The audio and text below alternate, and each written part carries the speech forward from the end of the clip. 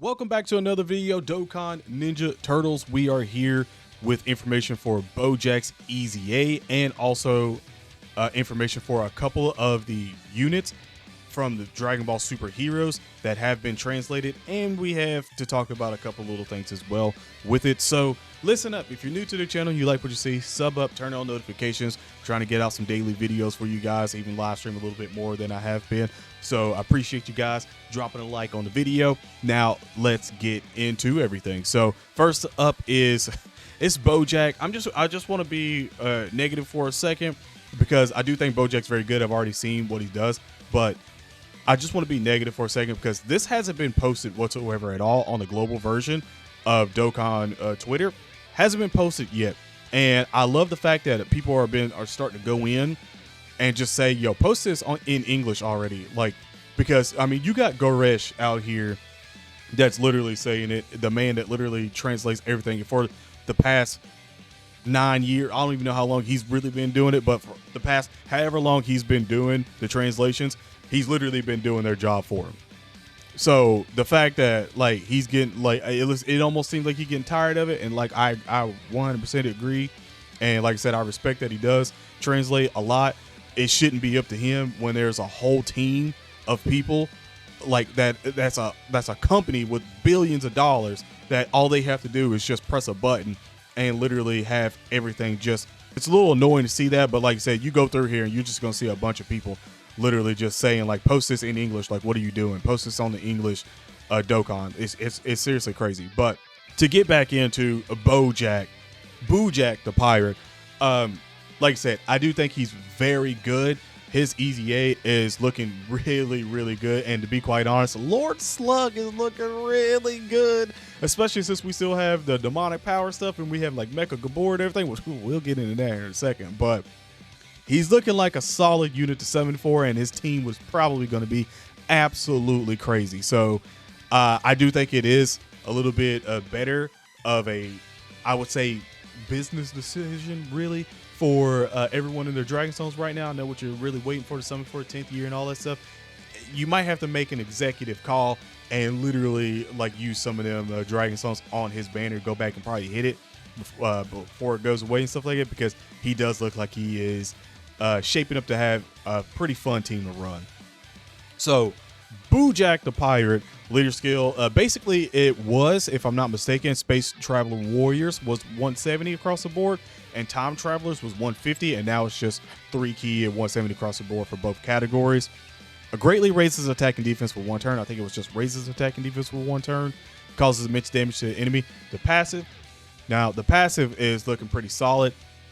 And the rough translations that was up at the beginning of it, it had like brutal evil as a translation, and I was like, that makes no sense. It has to be something like inhumane deeds or something like that while I was reading it. So I just waited a little bit longer until we had another translations to see, and it in fact was inhumane deeds. So I was like, I'm glad that I waited for a little bit, but I was glad that I actually got it right and kind of figured out which one it was going to be for his categories. But his passive, attack and defense 150%, extreme class allies attack and defense plus 30%, which is very good because, I mean, like I said, Broly's going to be in it. And if you just even want to run him on movie heroes and stuff like that, like Broly's hitting harder. All your Brolys are hitting hard. All your cards are hitting harder. Let me just be honest. All your cards are hitting harder. Space Traveling Warriors and Inhumane Deeds category allies keep +2. And attack and defense 30%. So this man is literally giving out for Broly and stuff like that. This man is giving out 60, like 2 key and 60% attack and defense, which goes a long way. Plus an additional attack and defense 15% when facing 2 or more enemies, plus an additional attack and defense 15% when facing 3 or more enemies. Again, like I said, really good. Plus an additional attack and defense 30% when attacking up to 120. Per Space Traveling Warriors or Inhumane Deeds category ally on the team, self-excluded. Guard against all attacks when there are 5 or more Space Traveling Warrior or Inhumane Deed category allies on the team. And that goes with whichever one is the most or something like that, which it doesn't really matter at that point, because if you use Broly, you'll just have all the basically Inhumane Deeds right there. Weird that Broly's not in Space Traveling Warriors. I think I've always said that, but you know, it is what it is. But for his just base alone, it is pretty solid. I'm probably gonna say he should be hitting somewhat decent in his base, but his transformation is another beast alone. So his super attack greatly raises attack and greatly raises defense for 1 turn and causes immense damage to the enemy. His passive 3 key attack and defense 240% guards against all attacks. Launch an additional attack that has a high chance of becoming a super attack. Randomly change 1 type of key spear to SCR key spear. Attack and defense 120% when attacking, so that's 360 right there. Plus an additional attack of 60% and defense 30% when attacking with 3 or more key spears attained, plus an additional attack 60% when attacking and launching an additional attack that has a high chance of becoming a super attack with 6 or more key spears obtained. So he already has a high chance of launching an additional attack that can become a super attack, and then when you get 6 key orbs, you can literally get another one. Basically, you have another high chance of getting it, and then so that's 3 super attacks possible, and then you got to throw in the hidden potential system of giving him a bunch of additional, and there you go. Like, he has 4 super attacks, so I'm going to potential 4 super attacks.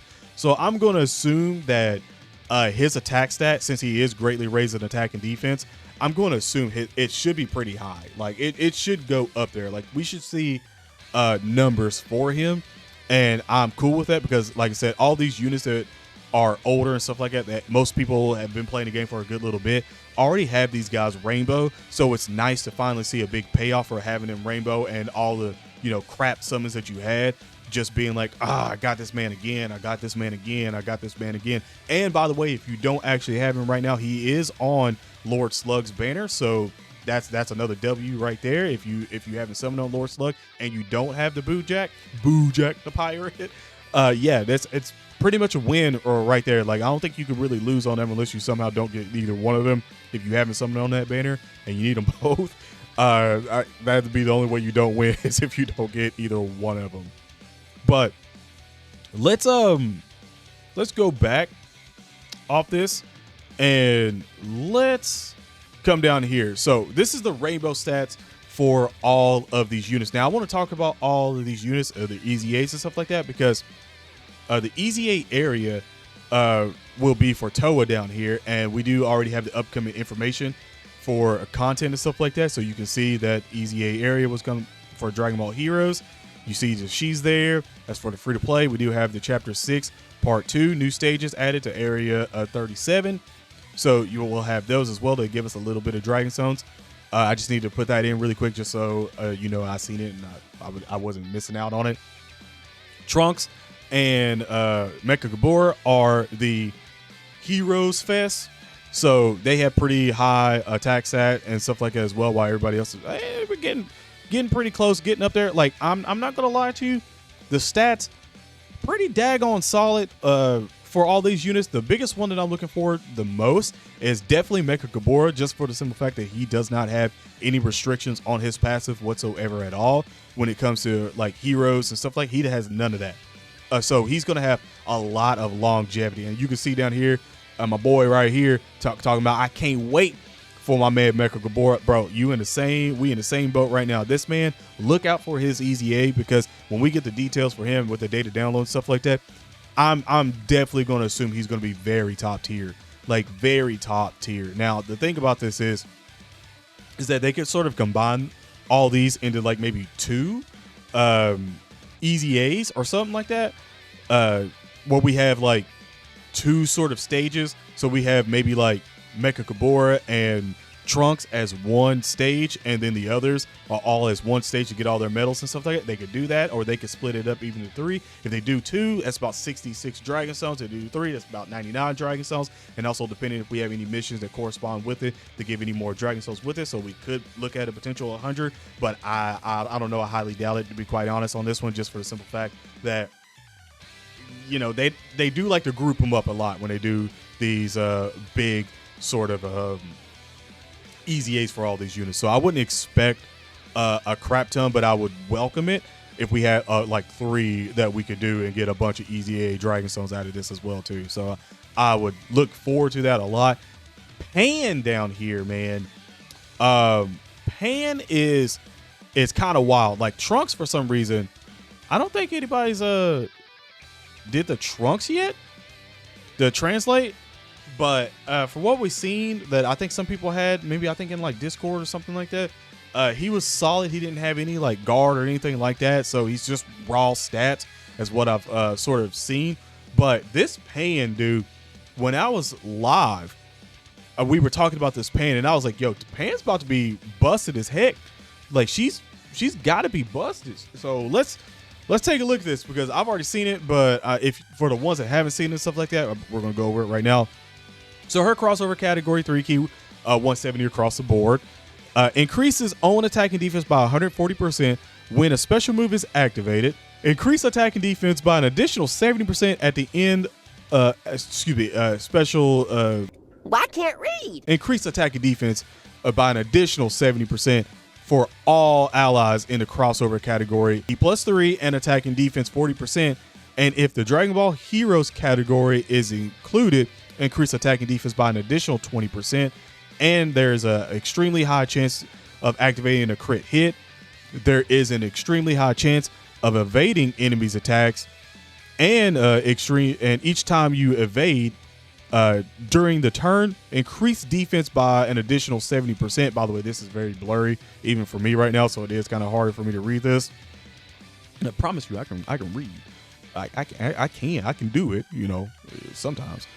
And for each ally in a crossover category other than yourself that is participating in an attack, increase your own attack and defense by an additional 70%, and increase the chance of activating a crit hit by 15% for all allies.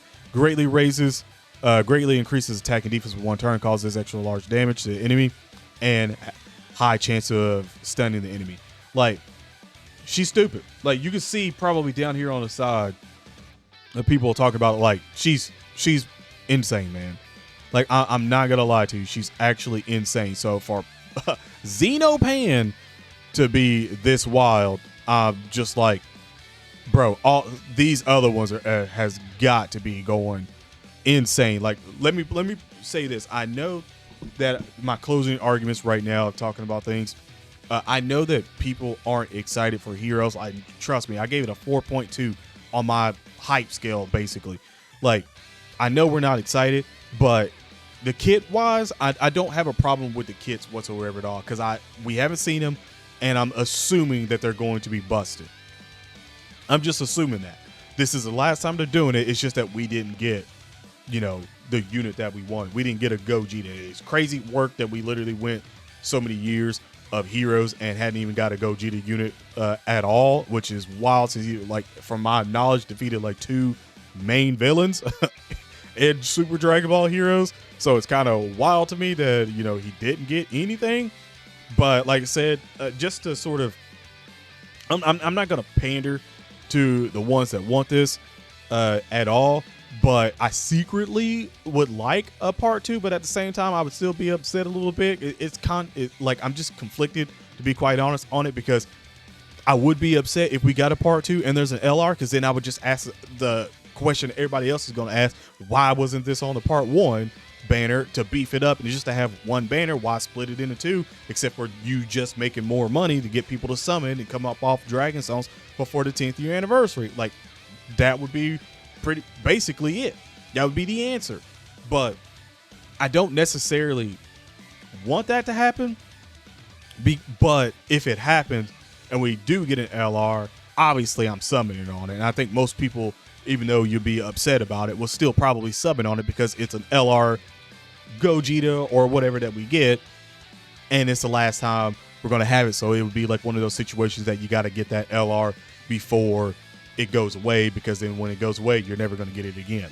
So I could see hate and also just falling in line, getting in order, and just still summoning. But I could still see a little bit of the hateness that would probably happen for this, if that was to happen. Because like I said, I've been seeing a whole lot of people asking for part 2, part 2, part 2, part 2. And like I said, I understand that, you know, it's a coping mechanism right now. I get it. You know, we all cope. So, hey, if it happens, it happens. If it doesn't, it doesn't. But all we can do now is just hope that Goku and everybody's absolutely done busted. And we're summoning on a busted Heroes banner, and possibly all of them don't have a lot of restrictions in their passives, because that's going to be sort of the telling point. If they have a whole lot of restrictions in their passive to where they're just only good with being heroes or crossovers, that's going to fizzle out pretty quick.